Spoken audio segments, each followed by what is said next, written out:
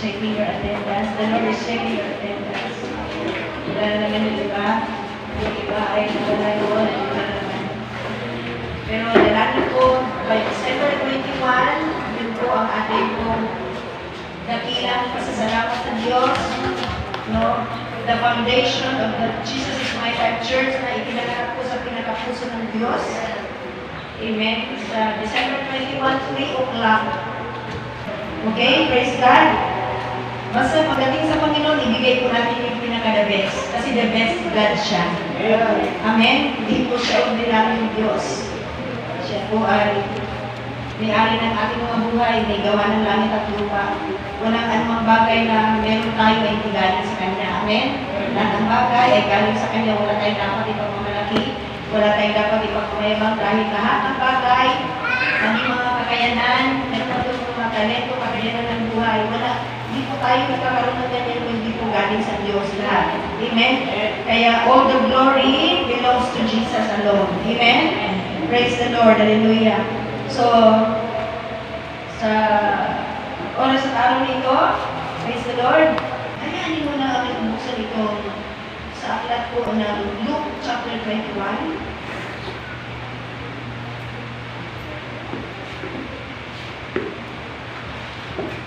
Verses 34 hanggang 36. Ang sabi po rito ni Jesus, kailangang magbantay. Kalabitin yung katabi mo, magbantay ka sa lahat ng oras at panahon. Magbantay. Kaya ano naman, magbantay ka lang. Kung gusto mo lang. Kailangan sa lahat ng oras at panahon, magbabantay ka. Minutot, segundo, dahil si Satanas hindi po natutulog. Buhay siya. He is alive. Pero sa buhay natin, powerless siya. Pero kung hindi po tayo magbabantay, matatalo niya tayo. Amen? Okay, ang sabi po rito, ang sabi ni Jesus, subalit, mag-ingat kayo. Si Jesus, pinag-iingat tayo, tapos tayo, hindi tayo nag-iingat. Si Jesus, kaya pag nakapahamak ang isang Kristiyano, isang tao, kasalanan na yun kasi binili ni Jesus, mag-ingat ka eh. Amen? Subalit, mag-ingat kayo sa inyong sarili. Pinag-iingatan ng Diyos ang ating mga sarili. Saan? Kailangan magkaroon po tayo ng self-conscious. Magkaroon po tayo ng pagbabantay sa ating mga sarili. Bantayan po natin ang ating sarili. Kasi pag hindi po natin ating bantayan ang ating mga sarili, ay talaga pag hindi ka nagbantay. Hindi ang isang bahay na walang nagbabantay. Ano nangyayari pag maraming kayamanan sa loob ng bahay? Mapasok ng magnanakaw. Amen? Ganun lang po ang buhay. Kapag hindi po tayo magbabantay, hindi po natin bantayan ang ating sarili, mapapasok po tayo ng kaaway. Mapapasok po tayo ng Satanas. Kaya kalimutin mo yung uli ang katabi mo, sabihin mo, bantayin mo yung sarili mo, huwag ako ang binabantayan mo. Huwag buhay ko. Yung sarili mo ang bantayan mo. Amen? Marami kasi ang binabantayan, buhay ng may buhay. Kaya, naiinggit tuloy. Amen? Pero dito, sinasabi ni Jesus Christ, bantayan mo yung sarili mo. Saan mo ba bantayan? Bantayan mo ang sarili mo sa Panginoon. Amen? Na hindi ka madaya ni Satanas. Lagi mong bantayan ang sarili mo sa Panginoon. Amen? Please bantayan natin ang mga sarili mo. Sino mga binabantayan natin. Amen? Subalit, mag-ingat kayo, again, sa inyong sarili. Okay? Baka magumon, ayan, magumon ang inyong mga puso sa katakawan at kalasingan. I do believe in my heart, wala nang nalalasing na taga-Jesus my life. Amen. Okay? Kaya nalasing ka pa, hindi na taga-Jesus my life. Okay? Okay. Huwag magumon sa katakawan. That's number 1. At kalasingan. At mga alalahanin ukol sa buhay na ito. At biglang dumating ang araw na iyon na parang bitag.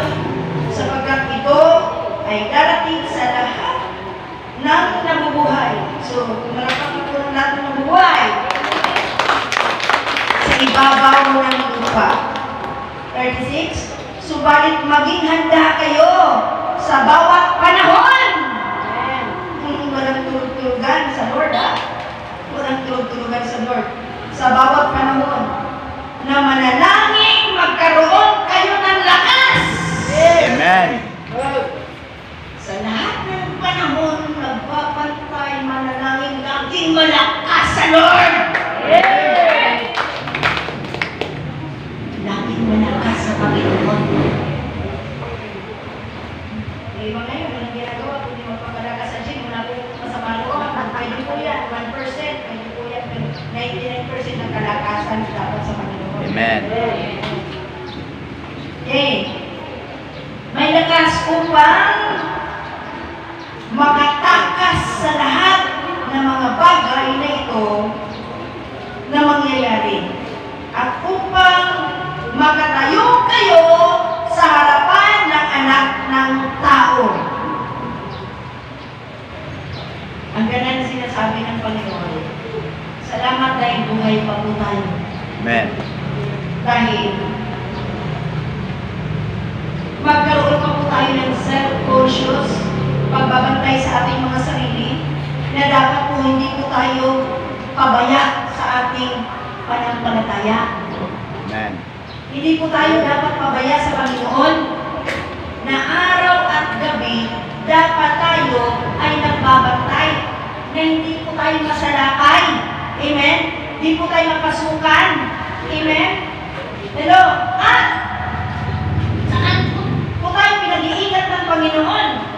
Ang sabi niya, subalit mag-ingat kayo sa inyong sarili, baka magumon ang inyong mga puso. Ano ibig sabihin magumon sa ibang translation ay na-addict. Addict na, ibig sabihin ng addict, yun na lang po ang kanyang buhay. Amen? Yun na lang po ang kanyang atensyon, yun na lang po ang kanyang focus sa buhay. Nagumon. Nalulong siya. Nalulong. Parang drug addict. Ang drug addict, nalulong siya sa drugs. Diba? Dito naman, hindi ka na-addict, pero pwede kang malulong. Amen? Pwede kang malulong. Saan daw po magumon? Okay? Ang sabi nito, sa katakawan. Marami ngayon, alam nyo, lalo na sa sanlibutan, maraming kinatatakawan, maraming inasang-asang, maraming kinasabihan sa buhay. Amen? Marami po yung gusto nito, yung desire nito.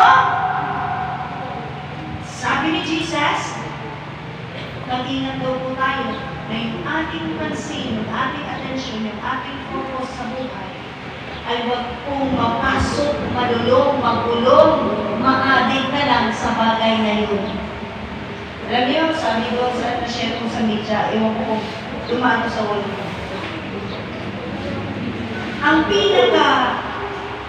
pinaka panganib daw ngayon na pagkalulong sa buhay, yung nakulong ka sa smartphone ko, sa cellphone.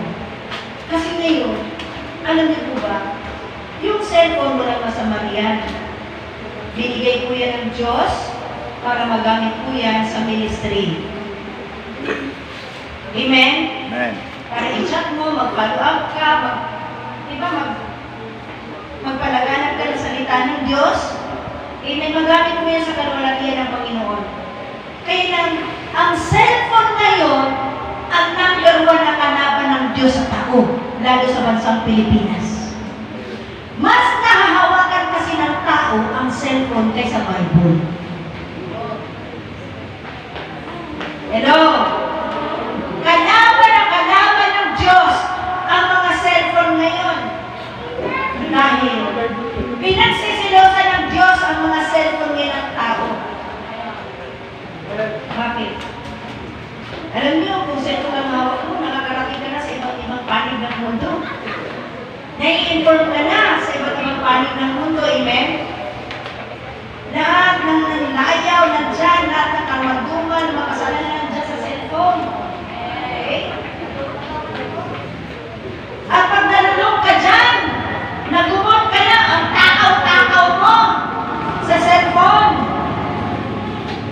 mag-ingat ka. Amen. Mag-ingat ka. Baka dahil sa cellphone mo, hindi ka na nakapagbasa ng Biblia, hindi ka nakapanalangin, sa tingin mo papasok ka ng langit? Sa tingin mo? Eh kapag hindi ka naman nagbabasa ng Biblia, hindi ka naman makapaghanda sa iyong sarili sa Panginoon. Amen! Hello?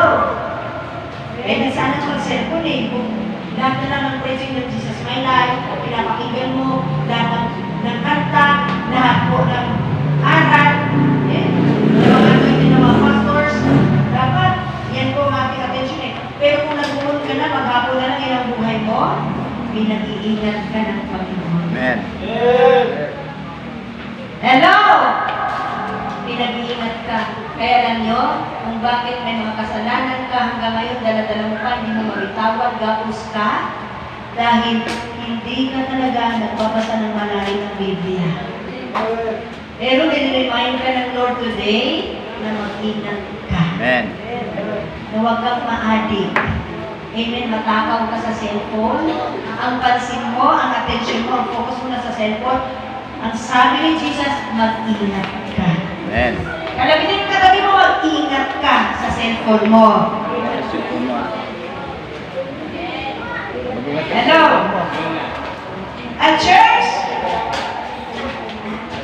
nagumon ang maraming tao sa mga bagay na material na bagay sa buhay na ito. Nagumon po sila sa mga trabaho, sa mga negosyo, sa mga pangarap nila. Nagumon po sila sa kalayawan. Nagumon po ang maraming tao sa ibabaw ng daigdig. Pinag-iingat po sila ng Diyos. Pinag-iingat po tayo lahat ng Panginoon. Amen. Nakikinig po ba tayong lahat? Okay? So, huwag po tayong magiging matakaw sa mga material, mga matakaw po tayo sa mga temporary things, matakaw po tayo sa mga bagay na gahadlang sa atin, sa pagpapalalim sa Panginoon. Amen? At, kalasingan.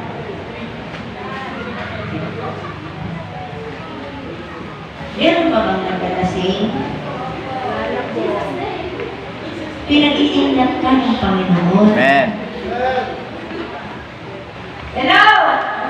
Meron pa bang naglalasing? Pinag-iingat ka ng Panginoon.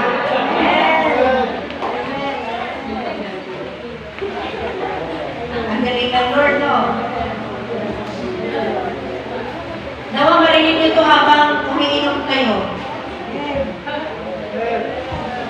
Ay, pinag-iingat ka ng Lord. Hapon mo na.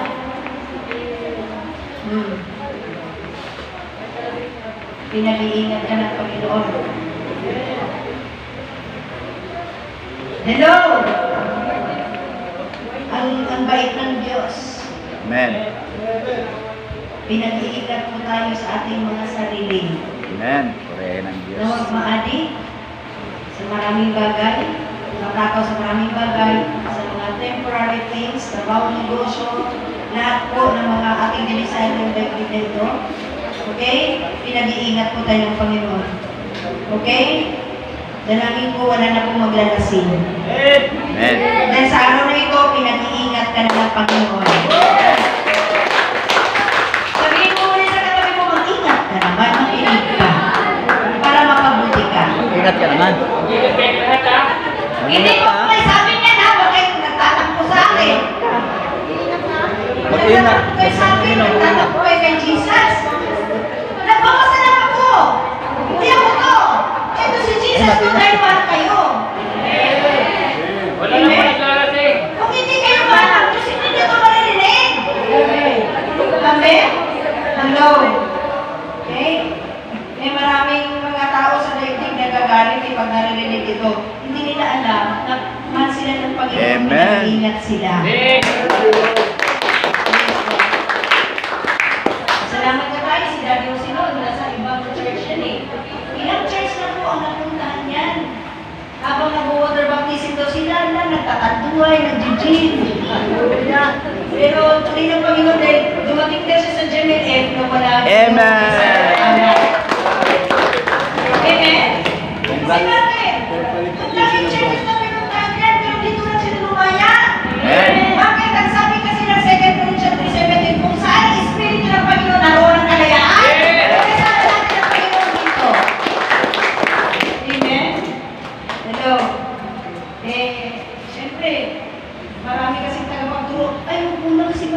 mo siya.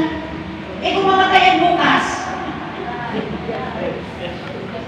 ano masaktan? Kailangan marinig lahat kaagad. Kasi na, baka maabutan tayo ng handa. Amen? Tama. Kaya marami daw pong, sabi ni isang pastor, marami daw pong pastor sa impyerno na pupunta. Ay, in Jesus' name. Hindi na nga lang kung nagpapastor, pupunta pa ng impyerno. Panalangin natin sila lahat. Amen. Nagpastor na sila, yung gusto ko sila lang nila. Amen. Amen. Ako'y natutuwa kapag nakakabalita ko, nakamit ako ng mga naglilingkod sa Diyos, may ministry. Ganap tagal na aking puso. Kasi konti lang po naglilingkod sa Panginoon eh. Konti lang po yung may kakayanan na magbigay ng buhay. Amen. Kaya ipanalangin natin ang fivefold ministers. Amen. Okay. Pinag-iingat po tayo sa mga katakawan at paglalasing. Okay? Hindi lang po kalasingan ito sa anak. Amen. Yung iba, groggy sa buhay. Sa mga problema. Lasing, ganito. Natutumba. Diba? Hindi ba ang lasing natutumba? Ngayon, hindi natutumba, hindi nakakarating sa church. Kasi lasing sa bigat ng buhay. Amen? Hello? Ito po mga kapatid ko. Pinag-iingat po tayo ang ating mga sarili. Wala talaga tayo ni Lord, no? Amen. Kasi pinag-iingat ng Lord ang ating mga sarili sa mga alalahanin ukol sa buhay na ito.